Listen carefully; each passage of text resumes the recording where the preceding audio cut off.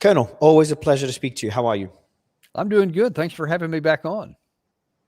I enjoy speaking to you because obviously you're critical of the coverage that we're seeing of the Ukraine war and the Ukraine war as a whole, what started it. So I know your stance on the Ukraine war, but you're also very balanced and you kind of offer both perspectives.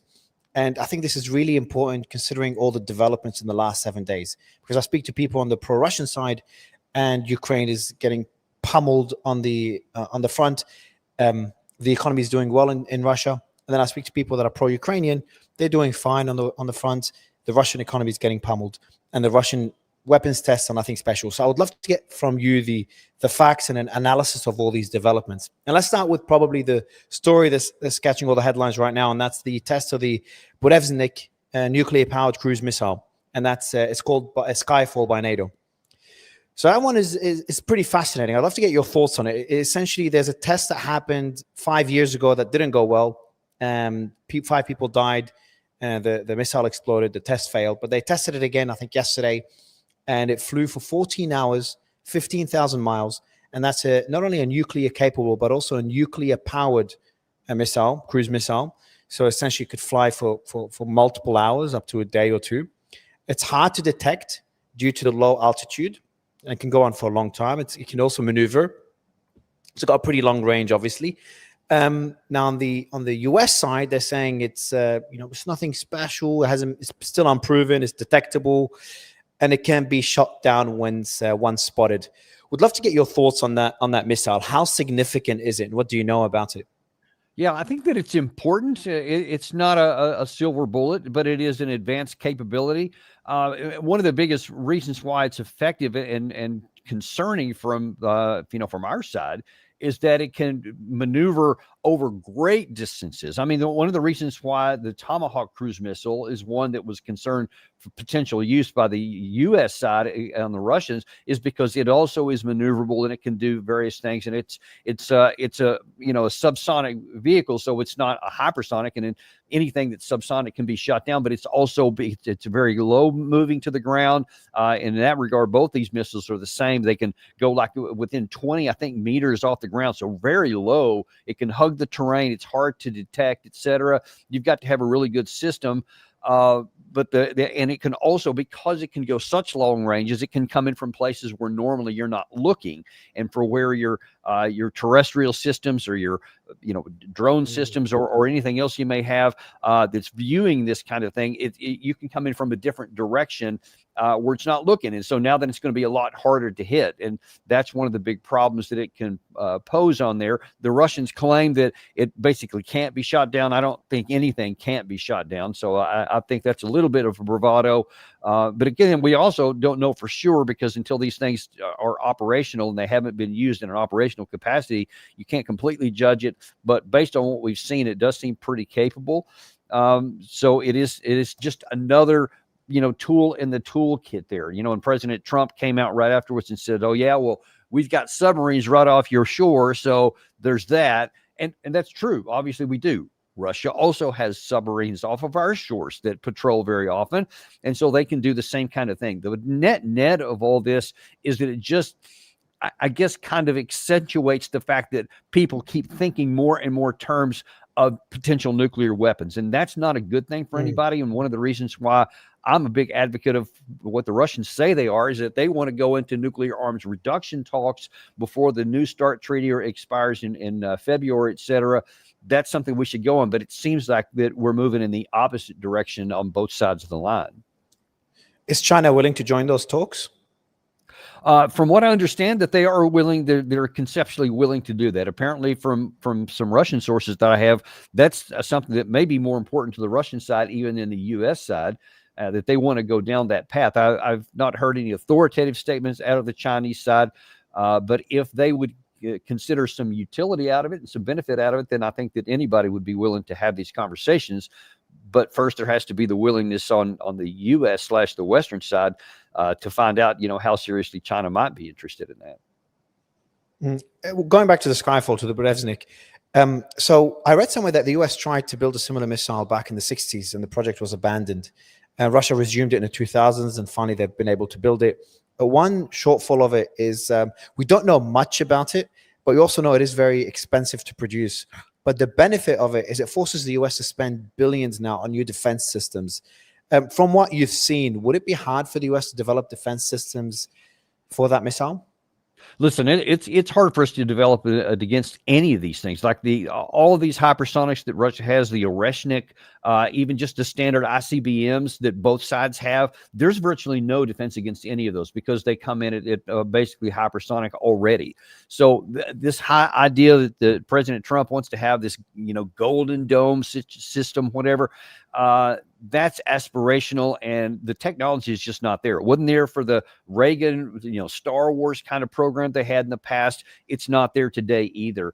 And the amount of money that it would take to get the interceptors and the sensors that would be required to actually protect the continental United States is just orders of magnitude more than we could ever afford. So it's just not practical. So the bottom line is that right now, whether with or without the Oreshnik or the Burevestnik or any of the ones that we have on the other side, nobody has really air defense that's going to be able to stop any of the concerted that's going to come through. So it is still a mutually assured destructive world environment, no matter what anybody wants to believe. There's also been reports, and I'm trying to find the article here, but that the US wanted to inspect the Poseidon weapon, the Russian Poseidon. Can you talk about how significant that is? I'm not sure if these reports are true because they're coming from Russian sources, but how concerning is the Poseidon for the US? And maybe explain it for the audience. What is it? I'm afraid I'm actually not very knowledgeable about that one at all, so I couldn't really add anything. I'll tell you what I know. So what I know, and I just know basics about it. I'm trying to find my notes, but essentially it's a missile that can. It's not a missile. It's a warhead that can be launched through a torpedo and essentially strike near the shore, and then forces a massive wave to cover American territory. So it's a new weapon. The US apparently wants to inspect it, but hasn't been reported too far. It goes to another question I have. How safe is the US in your opinion? Because you're talking, you're not the only one to say this, is that if some of these weapons like the Oreshnik and other ICBMs are used against the US, and obviously we're talking about the Skyfall now, the Burevestnik, there is no defense systems for it. Because I used to be under the impression, in the old days when I watched all these movies, people that are not too deep in this world, they look at the US, they're like, the US is untouchable. No one could really hit mainland United States of America. That's a myth. That's a myth. It is a myth. It is a myth. It's always been a myth. I mean, obviously, in the World War II environment and everything before that, the Atlantic and Pacific Oceans did provide that kind of physical protection, and that's why we were so safe there. But once nuclear weapons hit the reality and it became proliferation throughout, a lot of potential countries that had these things, some of which would be adversaries, that evaporated. So now then the ocean protects you from ships, but it doesn't do anything to protect you from incoming ballistic missiles. And there is no protection for that. That's the whole reason why you had the mutually assured destruction and, that ABC News Day After and some of those shows that they had that dramatized all this. That is absolutely true. There is nothing we could do to stop a barrage of incoming intercontinental ballistic missiles, even of the older sorts. Forget about the newer stuff, even less so. So, yes, it is a myth if anybody still believes that, or that we can get to this golden dome. You're not going to be able to get to do that because number one, it would take so much money and technology that currently doesn't exist, but it's theoretically possible you could get there, but it would take a long time. And as soon as our adversaries, and I'm talking primarily about China and Russia, once they saw that you were making some headway and some possibilities, then they would regard that as an existential threat. Because if the day that the United States would be able to prevent any nuclear weapon from hitting it, then all of a sudden the threat of them receiving one would go up. And so they'll take whatever action they can before that time to make sure that they don't have that vulnerability. Ergo, that's not good for us either. It's bad for the global world. That's an interesting point. I quickly looked up my notes on the Poseidon. So it's an experimental Russian nuclear-powered autonomous underwater vehicle, essentially a massive unmanned torpedo drone designed as strategic nuclear deterrent. It was unveiled in 2018. So it's still very experimental. I'm sure if there's been any tests around it, but there's just been a lot of videos popping up, been going viral. So going back to things that are happening on the ground, things more practical, and that's the encirclement, alleged encirclement of 31. It was initially 20 something else. Sorry, it's 49 now. 49 Ukrainian battalions in the Donbas. So Gerasimov claimed that yesterday, I think it was, and most of them are in Pokrovsk. There's about 31 of them that are allegedly encircled in Pokrovsk. That's 6,000 troops. Now, Ukraine is saying that the supply lines are not cut, so it's not completely encircled. There's still supply lines coming in, but it's getting close. And some are saying that Pokrovsk could fall in the next few weeks. Can you tell the audience and the rest of the other 18 are in Kupiansk? Can you tell the audience why is Pokrovsk so important? It's been on the news for a while, and it just shows the advancements that, despite being slow, the advancement that the Russia's having on the front. Yeah, it is an exaggeration to say that they're encircled right now, that all these battalions, but there has been definite advancement in both Kupiansk and in the Pokrovsk area, without question. Ukraine side has been trying to have a limited counterattack in the northern section of the Pokrovsk front because the Russians had a big penetration in August, and they held it for a long period of time. But the Ukrainians have recognized that if the Russians continue to advance up in that north area, and Rodinska is kind of the pivot point over the northern part of the Pokrovsk, if the Russians are able to move that forward, then they can actually have an encirclement. Right now, they have it under probably effective fire control. The Russians do, both in the north and in the south, so it's difficult for Ukraine to get it in there. And so all those battalions that are inside the Pokrovsk area, especially in the northern part of the city and in Mirnograd, those are the areas where it's difficult for the Ukraine side to keep them facilitated and keep the logistics flowing, et cetera. So they have tried to relieve pressure on that in the north. And they actually have, in the last 2 or 3 weeks, made some pretty significant headway. Yeah, up and north in that part there, where that blue area in the top of on your map right there, that was all Russian control. And now then, here in recent days, the Ukraine side has been able to push it back. But in the northern shoulder of that is really what they're trying to get at in the Rodinsky there, because you see that, I mean, you can just see the pocket forming right there in that whole area. If the Russians are to move beyond Rodinska there, then they can encircle them. So Ukraine is trying to penetrate that in the top part to cause Russia to have to pull troops off of that to hold the northern part of that flank there. And they're having some success here, but the problem with this is it's a temporary deal. They just don't have enough troops to be able to maintain the pressure there and to also to hold off in the city of Pokrovsk itself. And Russia has been making some more methodical movements forward in the city. And so even if Ukraine is able to keep the pressure up in the north, they're going to have to bring something in the center for the city to hold itself, or all those troops in Mirnograd are also going to get cut off. So it is a very real situation. And based on the speed and the accelerating speed here in the last month or so, Ukraine is starting to lose more and more into the city of Pokrovsk. And it's not unreasonable that possibly even before the end of maybe November or December, that Russia could close that gap there, depending on how successful the Ukraine side might be in that northern shoulder. How successful do you think they could be? Do you think Ukraine could prevent that encirclement as a whole and be able to maintain Pokrovsk?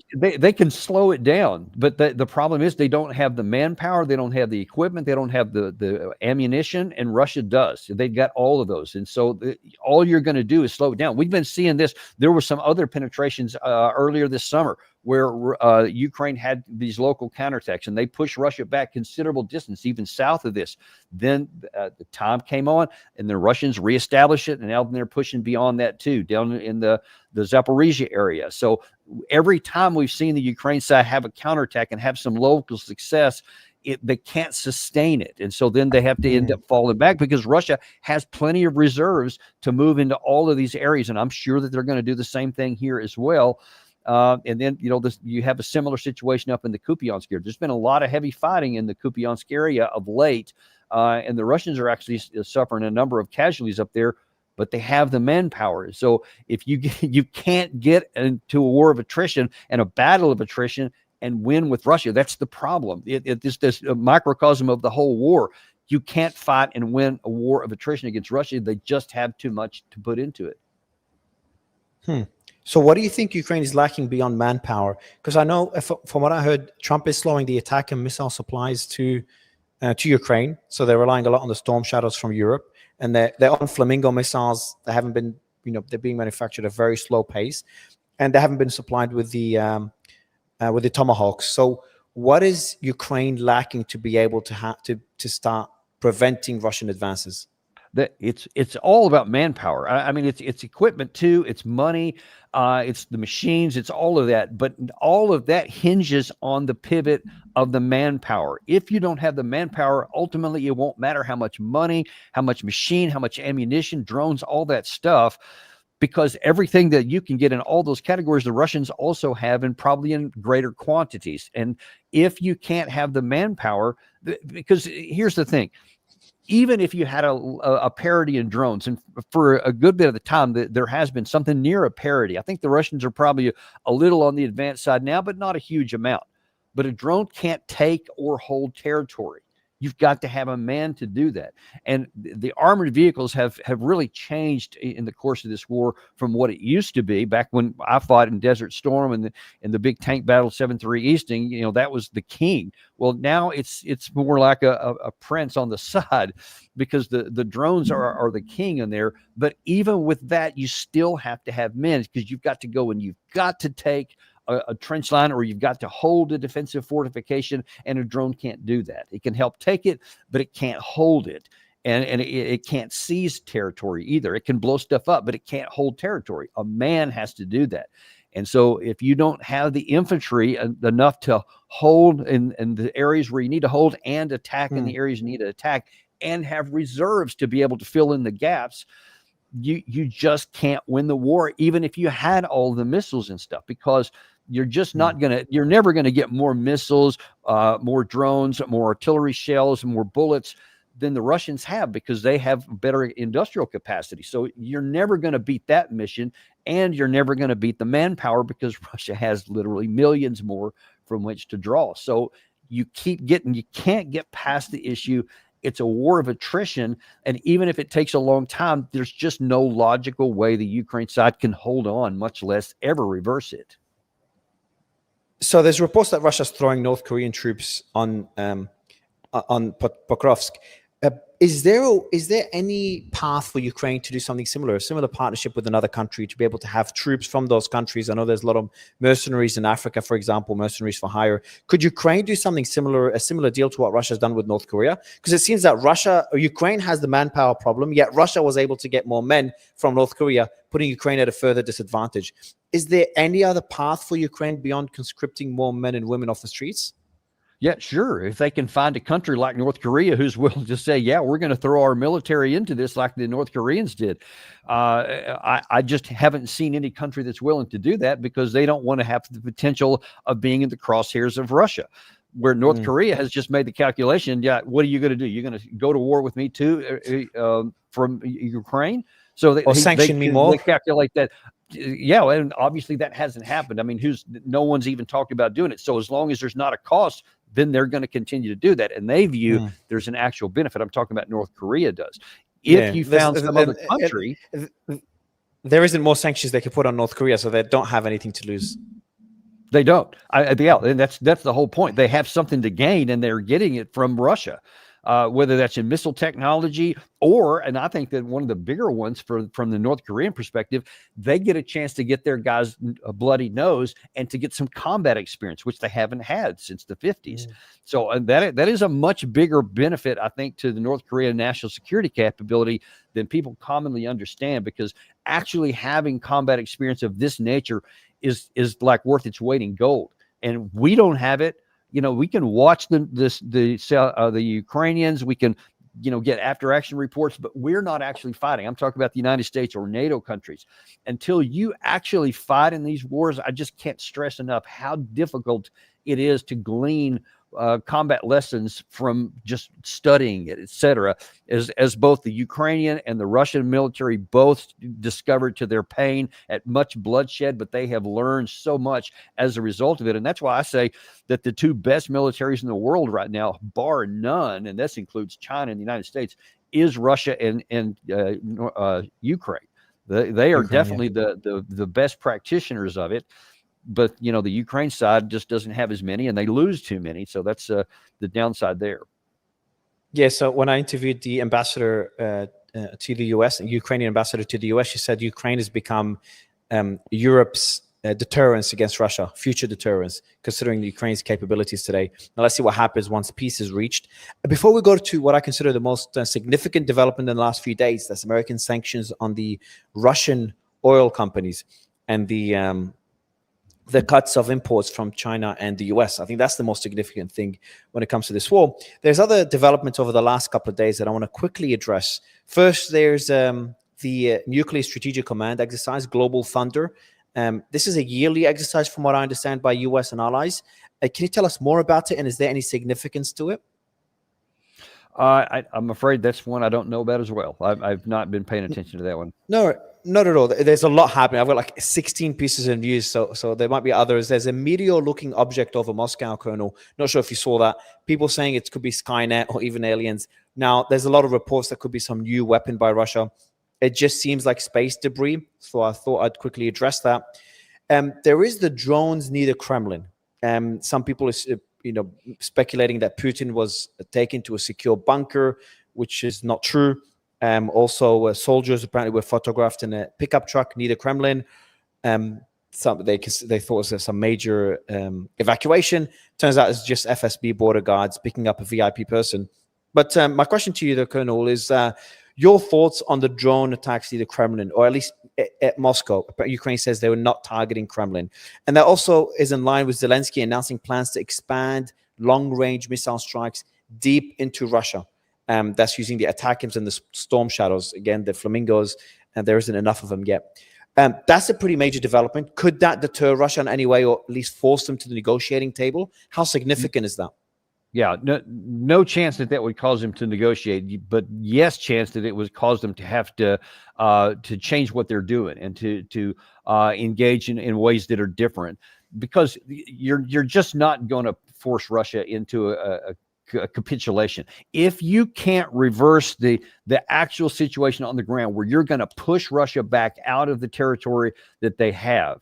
And as we saw in 2023, when there's every chance in the world that the Ukraine side had, that's just not going to happen. So causing pain and difficulty in Russia is never going to cause them to just say, okay, all right, we're going to stop fighting here. And even though no one can force us back on the front line and they can't stop us from going forward, we're going to choose to just go down because the pain is too great back in the rear.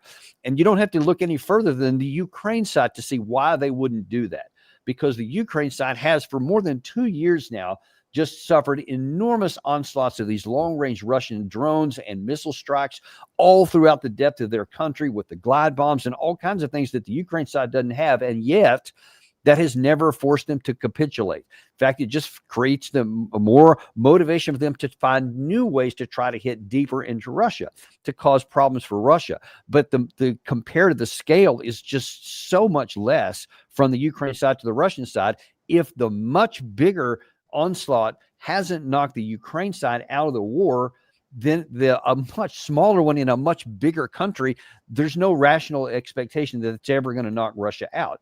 You can cause them pain, you can cause them annoyance, you can increase the cost, but you can't reverse the situation. And you've got to, all of these things in the rear has to have an effect on the front line. If you can't reverse the forward momentum of the Russians, then there's no capacity and there's no reason why Russia would ever just say, well, the cost is going higher, so we're not going to fight in this. That is the reason why I think we pay too little attention to what Russia has monotonously said going back to 2014 to 2021, even before the war, and every day since. It's all about the root causes. They say it is an existential fight from their perspective, and it's the NATO inside of Ukraine. It's a hostile force on their border, and now then they've added the denazification criteria because they say that it's this hostile mentality on the Ukraine side that can't be allowed to exist. And so they say they will do whatever it takes, however long it takes, until all of those things are neutralized. And so just increasing the cost will just, I think, cause them to double down, just like it has caused Ukraine to double down and not be willing to submit because they view it correctly as an existential threat as well. You're talking about those core issues, and I asked this to our common friend Colonel McGregor just a few days ago. If this is genuinely the reason for the war, and it's not territory, then why wouldn't Russia agree to the deal that was presented by Trump? about freezing the lines as they negotiate the other issues. Why not freeze the lines, and why still throw so many lives and so much money now with the sanctions as well to continue gaining more territory and put Donbas as a negotiating chip that Russia would not accept peace unless they get the Donbas? If it's not territory, why do they need to get the entirety of Donbas? Because it's people, and Russia has repeated this here just the last few days. Sergei Lavrov specifically, he said this is about people, and so it's the people inside of Ukraine that are on the Ukraine side of the line right now, and that's why they say part of their deal is that part of their negotiated requirements is that not just that they get the 4 administrative borders, which is what they're offering, but even those ethnic Russians on the other side of the line have to be given a change in their that's part of what they call the denazification, is that there has to be change in the constitution to give freedoms to the ethnic Russians, the ability to speak their language, etc. That's why they say that that's a non-negotiable part of this. So it's the territory, but it's also the ethnic Russians on the rest of the territory. And if they don't get that, then they're going to continue going on. I actually interviewed Ambassador Polyansky on my show here a few weeks back, to where I point blank asked him that. And he said, yeah, we will just continue going on militarily if we don't get what we want at the negotiating table, what we need for our security. You can love it or hate it, but that's apparently their position. And I don't see any evidence on the ground that it's different than their words. But there's also a strategic value for Pokrovsk and Kupiansk, especially Pokrovsk. That plays a key role. Now, Ukraine says that Russia wants the Donbas as the launching pad for future attacks, if that happens in the future. There's a lot of NATO fortifications in that region. Now, do you think there could be truth to that as well? A lot of minerals as well. I'm not sure if it's rare earth minerals or other minerals in that region. Could those play a role as well? Yeah, without question, they do. There's no doubt from a military perspective.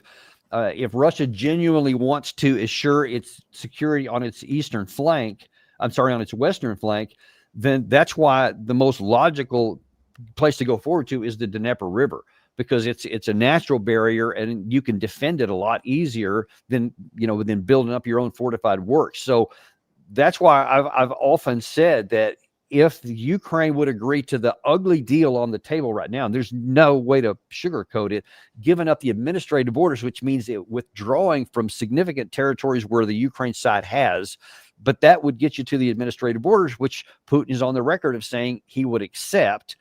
If they don't take that, then the likelihood is that Russians will not stop there, whether now or a year from now or even 2 years from now, until they get to that defensible border, which includes the Dnieper River and basically four additional oblasts. So that's what I think the options are between right now. And yes, definitely the Russians do want to have those areas. I mean, you can say they want it for a future jump off point. I think they just want it for a defensive point here, because not having those keeps them at more threat on their western flank. Do you think they could give up territory? Because there's been reports as part of the deal, if Ukraine gives up the Donbas, Russia would give up territory in Zaporizhia and Kherson. Do you think that's on the table? Would Russia give up some of that territory? I've heard that. I've heard that from Western sources and others who claim that they're talking behind it. I've not seen that mentioned by anybody in Russia, and any Russian sources that I have either interviewed or seen have said categorically not. They said that's already in the Russian constitution. Those people that are down there in the Zaporizhia and the Kherson, and they said that there's no way that we can negotiate that away. That's like saying we're going to negotiate away Russian territory, and they said it's impossible. I would be shocked if they did it. I guess anything's possible, but based on how emphatic the Russians are about people and all the stuff they say, I would be shocked if they actually offered something like that. Let's talk about the most consequential development, and that's the sanctions on Russian oil companies, Rosneft and Lukoil. So they control about 2/3 of Russia's oil exports, 4.4 million barrels per day. Your thoughts? Because that does hit the Russian caches. It hits revenue by 30%, according to ex-executives of these companies. And I want to point out what I said earlier, that Chinese state majors, the four big companies, halted seaborne Russian crude oil. I think they're still buying some crude oil through pipes. About 20% of them is still being imported, but 80% of it has been halted. And India's halting imports as well as part of another deal. Again, that's going to hit profits and revenue by about 30%, significant losses. And there's been reports that Lukoil is already selling a lot of their foreign assets as well.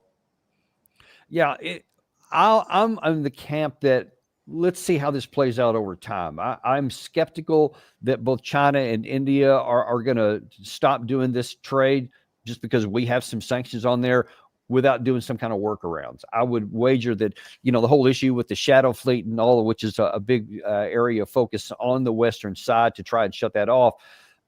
There will be those kinds of workarounds found. If there's not, then that's going to cause pain to Russia. But that's why I mentioned with some of these other things, even the strikes, they can have pain, but it's not as much as what the Ukraine side is suffering from direct military strikes. Russia will figure a way around this, like everybody does in war. There's always times where something happens unexpectedly, but I don't see any prospect that people can hang their hat on that. Well, if they lose some money here, then that's going to force them to withdraw or decide not to go after these things. I think all it's going to do is say, Russia, all right, we're going to tighten our belts more. We're going to suffer. And they have a lot of history of doing this in their past, and they will suffer a lot, I think, if it gets down to it. And they will continue fighting. So I think it would increase the pain and increase the cost, but I do not think it's going to stop their onward movement. That's what I expect. It reminds me of, do you remember the days when, in early days in the war, when the ruble just collapsed and then everyone thought the Russian economy's just come to an end and somehow just picked back up again? The Russian economy is still humming along. They do say, reports, analysts do say this will have a pretty big hit on Russia in the short term. I think Putin even admitted it, if I'm not mistaken. But in the long term, that will be mitigated through different means than, right, because that's what they've always done. And then you also have to look at even India. Is India going to be able to maintain that? Because now all of a sudden, if they're stopping buying oil there, that means they got to buy it somewhere else at a higher rate. And that's not something that's going to be good for their economy. So we'll see if they also have some motivation to help work around, because they're going to do what's in their national interest as well. So that's why I say I'm going to wait and see how it actually plays out over time.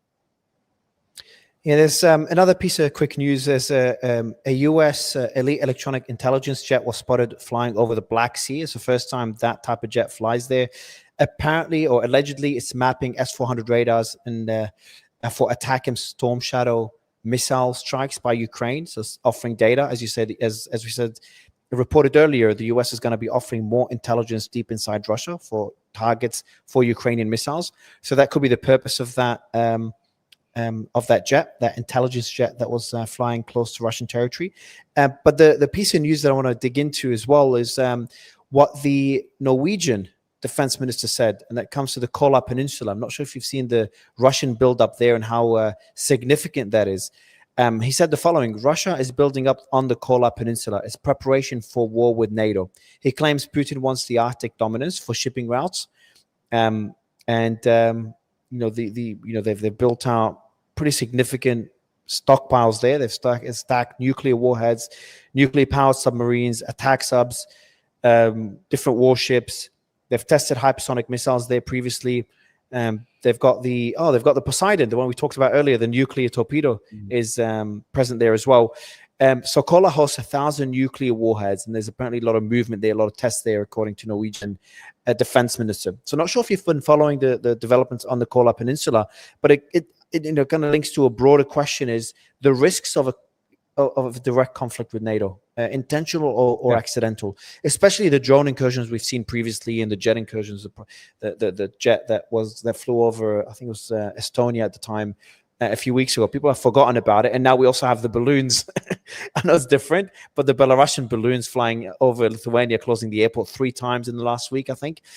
So we are seeing NATO get more and more involved, whether they like it or not. I think there was even drones over Germany a few weeks ago. Does that concern you? It does concern me, but the whole picture concerns me, because too many in the West want to look at all those things you mentioned, and I have seen some of them. I haven't seen them all, but I've seen many of them. And we also have to look at the context with which they exist. And there is 2 sides of the story that's going on here, because, you have the West talking about, hey, we have this rebuild and rearm in Europe, this $800 billion thing. You have the NATO Secretary General Jens Stoltenberg, I'm sorry, not Jens Stoltenberg, sorry, Mark Rutte, talking emphatically, over the past several months that we have to be ready to fight a war with Russia, in 3 years, 5 years, 7 years. That's practically tomorrow. We have to start increasing all of our defense spending right now. The Germans have moved a brigade onto the Lithuania, closer to the Russian border. You have the chairman of the basically the Joint Chiefs of Staff for France, for Germany, both saying we'll probably have to fight Russia, so we have to start getting ready right now, etc. So the Russian side, they see all of this boisterous military movement, these claims of accelerating their defense budgets, moving troops closer to Russia. They will react to it, and they are reacting to it. And so a lot of this expansion of the Russian armed forces up to somewhere around 1.5 million by the end of December is in part not for the fighting of the special military operation, as they call it, but to potentially get ready for a war with NATO. And I can just tell you, many people that I've talked to privately on the Russian side claim that they think that it's inevitable, that they believe that the NATO is getting ready to fight them, and that they're consequently getting ready to fight back. And so a lot of these areas where they're building up bases closer to NATO territory, they are doing that. That's a fact. That's not a threat. They are doing scary that. to imagine. It is terrifying to imagine, because too many people on both sides of this equation, the minute that you start getting into this mentality that war is inevitable, then you keep taking action. And then every action you take, you see the other side is doing something, and you say, aha, that validates it. So now let me do more. I mean, it's a slower motion, but it's not too dissimilar for how we got into World War I. And we don't need to get into that again. And I think I'm very alarmed by it, to answer your original question, because I see both sides taking actions that feed the fears of the other side and make war more possible. And there's also been reports that the UK and France are in talks to provide Germany with a nuclear umbrella. And that's kind of Germany moving away from the reliance on the US. We saw Trump's stance on NATO, shifting American stance on the alliance. We also have Germany announcing that a 377 billion euro military modernization plan. So that includes the purchase of 400 Tomahawk missiles, long-range strike, 561 Sky Ranger air defense systems, different drones, and building an army, 300,000 strong army. And they want to become Europe's top conventional force by 2035. Last time we spoke, Colonel, we talked about Chinese capabilities versus the US, and that was a long discussion we had. Everyone loves to dismiss Europe now, economically, but also militarily. I think it's becoming, people are going too far with it. It's getting a bit unfair.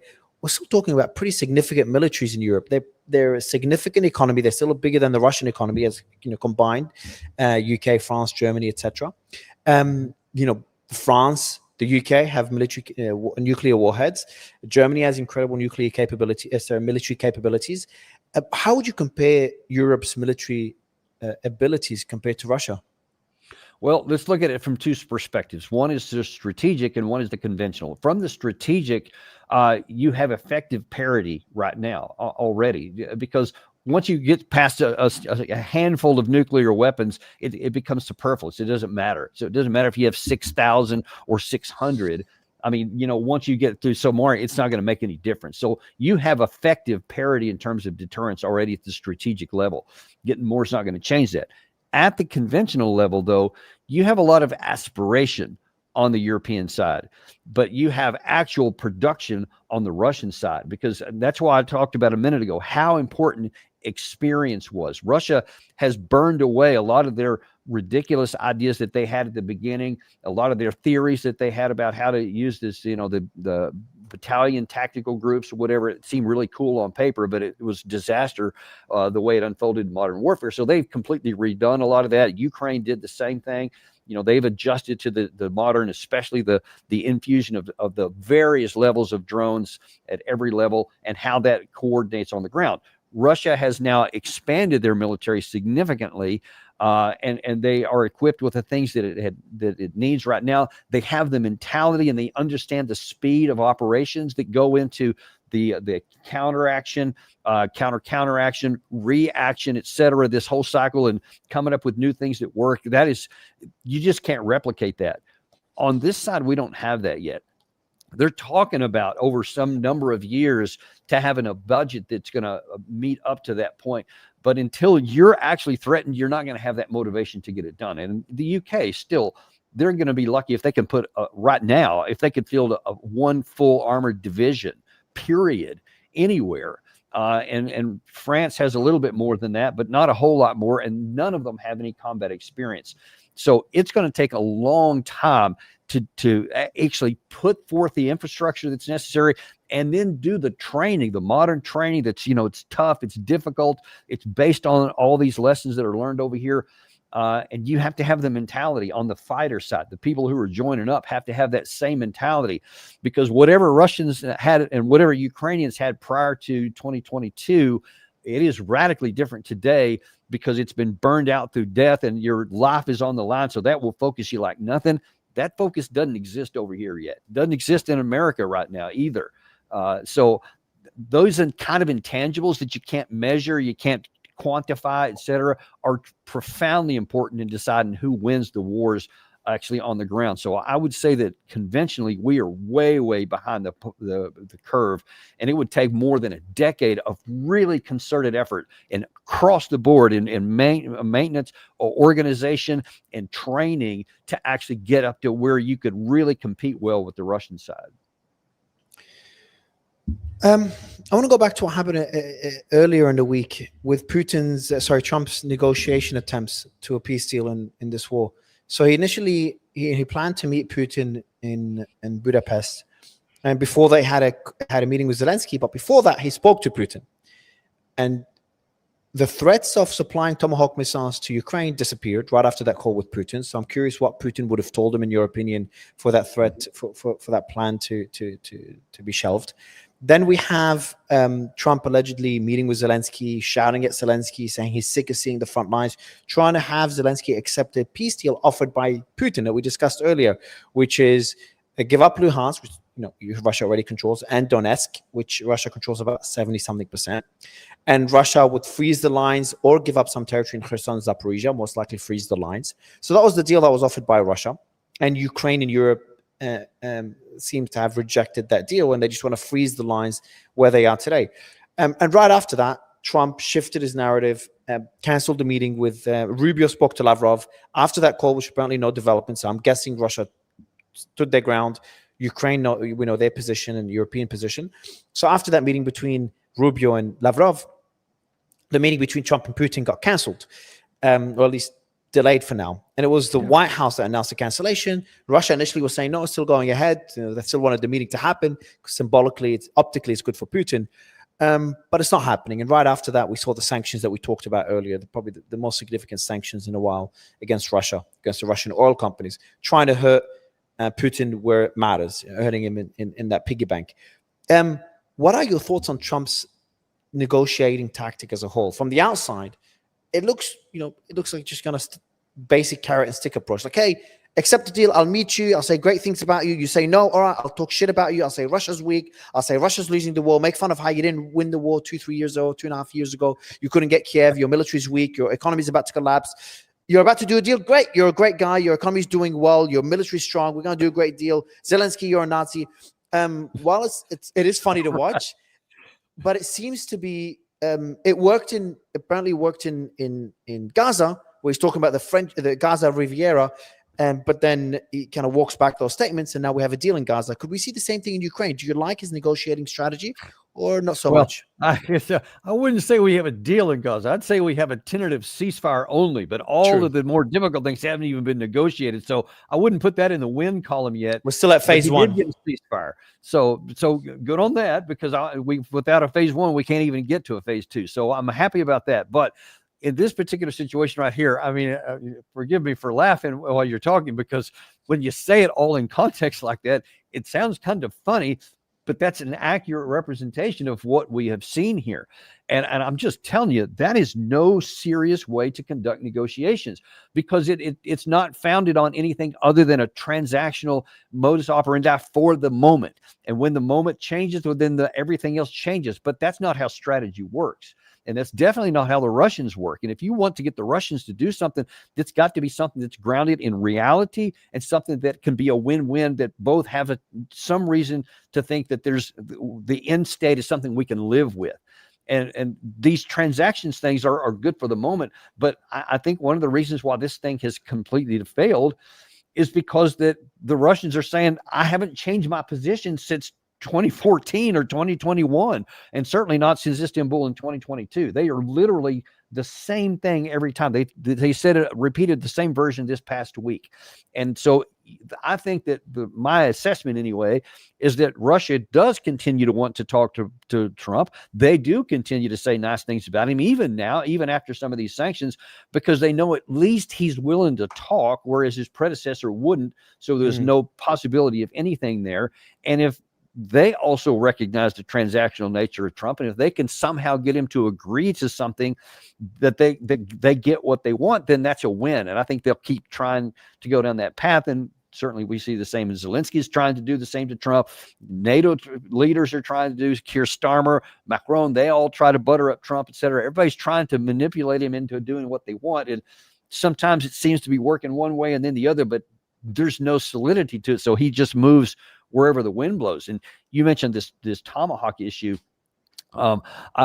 Some people were saying, well, it was the threat of Trump's Tomahawk a week before that phone call where he says, yeah, I may put those Tomahawks in there. If Putin doesn't do what I want, I may give them to Ukraine. They may do that. And then, of course, that Wednesday, they're off the table. I don't think they're off the table because Putin came in and said anything to him other than what the Russians themselves said in the readout was that, well, we told him it's not going to make any difference on the battlefield. It's not going to change the dynamics, but it will harm our relationships long term. I think that's probably true. I think they probably did convey that. But I think that the real issue was that on our side, that some of our leaders military leaders told Trump that, hey, we don't have that many of these things. And the number that we can give, and for a while they floated somewhere between 20 and 50. You may have seen that in the Western media. That's nothing. That's not going to do anything. I mean, Russia fires that many in a day sometimes. 20 or 50. 20, 50. Yeah. That's what they said we might be willing to give. That was before they got taken off the table. That wouldn't make much of a difference at all. Oh, not at all. No, I mean, Russia fires that many in a night very often, sometimes even more so, missiles I'm talking about. So that's not going to make any difference. And apparently Trump said, okay, yeah, we can't do that because we don't have enough, which is what I said from the beginning. We don't have that many. So we certainly shouldn't give them to the Ukraine side because that could expand the war and it's going to draw down our inventory should we ever need them. So that would be a bad move. And I think Trump recognized that. So I don't think it was that Russia talked him out of it. I think that our side said, hey, sir, this is not a good move. We don't have enough of these. Don't do that. If you want to use it as a pretend carrot and stick and, and threaten Russia, okay, that's fine. But we can't really give it to them because it's not going to make any difference. And it's going to draw down our own inventory below threshold. The last thing I want to ask you about, Colonel, is just a report of what's happening in Venezuela. So there's a Wagner linked plane that landed in Venezuela. There's reports that some people saying it's humanitarian and aid, but that's unlikely because it went through various countries first, Algeria and I think Libya, I can't remember what countries, before going to Venezuela to avoid sanctions. So it's most likely has mercenaries, and we know there's already a couple of hundred Wagner-linked fighters in Venezuela helping Maduro's military. But the most likely scenario is it had some small arms, parts for their S-300 defense systems, drones, etc. And that happened not long after Russia ratified the agreement, the strategic agreement with Venezuela. Essentially, the agreement includes selling Venezuela more S-300, different jets, older jets, training troops, selling Kalashnikovs. What are your thoughts on what we're seeing in some financial deals, like de-dollarization deals to avoid using the US dollar and the SWIFT system? What do you think of what's happening in Venezuela? Does that concern you? And do you think Russia do they have an incentive in the US getting dragged into Venezuela? And would they support Venezuela in that scenario? Because that will move away US focus on Ukraine and the ability for the US to supply weapons to Ukraine. Let's focus on the last part of your question there. First of all, Russia has shown pretty conclusively that they're willing to help lots of countries and they're allowed to engage in different areas, especially financially, economically. but not militarily. I mean, they didn't help Syria against when it was attacked. They didn't help Iran. So I don't think that militarily they're going to help Venezuela either. Now, they may give them some spare parts. They may give them some assets, but I don't think that they're going to engage in any effect. To your other question, yeah, I'm very worried about it because all I see is that there is this lust of certain groups in Washington for regime change. The Trump administration tried it ham-fistedly with the supporting a coup in Trump's first administration. And John Bolton was led that way with Juan Guaido and all that. Famous disaster. You know, we just did a terrible job with it, and it failed. And he ends up getting more strength than Maduro does in the aftermath of that. Now then it looks like there's people are saying, all right, our mistake then was we didn't use the military. This time we're going to use the military, and we're selecting this new opposition leader to be the next one that's going to, now we're going to put in charge, et cetera. And Maduro apparently recognized the seriousness of this, and then he practically offered the farm with, yeah, you can have our oil infrastructure, you can do all this stuff, basically, as long as I stay in charge. And Trump famously used the F word because he didn't want that. That's not the deal he wants. He wants to get rid of Maduro, it appears. Which made no sense. But why, definitely does. Why is that? Colonel, but why is that? Why is that? If they get everything economically, why not continue doing business with the current regime? I know it's not the best regime. Me and you can criticize Maduro forever, but then it's not our business, not America's business, not any country's business for regime change. It just never works. If Maduro's willing to give access to oil and the minerals, doesn't that solve, especially Trump loves to make deals and he wants to be the peace president. I don't understand. What am I missing here? Why would they, again, so taking into consideration, the U.S. has not struck Venezuela. Maybe they're pressuring Venezuela for further concessions. Hopefully that's the case. That'll be my bet, because I can't imagine Trump, with all his focus on the Nobel Peace Prize and making deals around the world and taking credit for them, that he'll start a war just on America's borders in the South. But if it is the case, what's the benefit for a regime change if Maduro is already offering everything economically? I cannot come up with one answer to your question. It is puzzling me. It is baffling to me, other than there's just a lust for regime change down there. They don't want to get some of the, I perceive that these group, that they don't want to get some of Venezuela's oil. They want full control of it. And they think that they can probably get it through this other leader here, because there's nothing else that makes any sense. That should have been the easiest win that you can imagine, that you get what you want. You don't have to spend any money for it, just the threat of military force, etc. And instead we get mad about that, use the F word, and then we're talking about regime change. And I mean, by name, Lindsey Graham is just almost beside himself, going on all the U.S. television networks over and over. He was on Meet the Press, and he just said, yes, we need to, Maduro must go, etc. And he said that when Trump gets back from this Asia trip, that he's going to brief members of Congress on both Venezuela and Colombia. I don't know why we're now adding Colombia into this mix. But listen, you look at the amount of combat power we have there, it's a lot, but it's not near enough to have any kind of sustained combat operations. You can blow a bunch of stuff up, and we've got the aircraft and the air wing and the missile frigates and all that. So we can blow the hell out of a lot of stuff. But with just a very small number of Marine amphibious unit guys that can go on shore, there's not many that can do anything much on the ground, unless you literally just want to kill Maduro and you want to use all that firepower to kill him. And then, I mean, that is just so heinous of an idea, to just say, yes, we're just going to go kill this guy because we don't like him and blow him up, and whoever else dies. I pray to God that doesn't actually happen, because, I mean, again, saying that out loud, it's like that's one of the most detestable things you can imagine, what we used to stand against.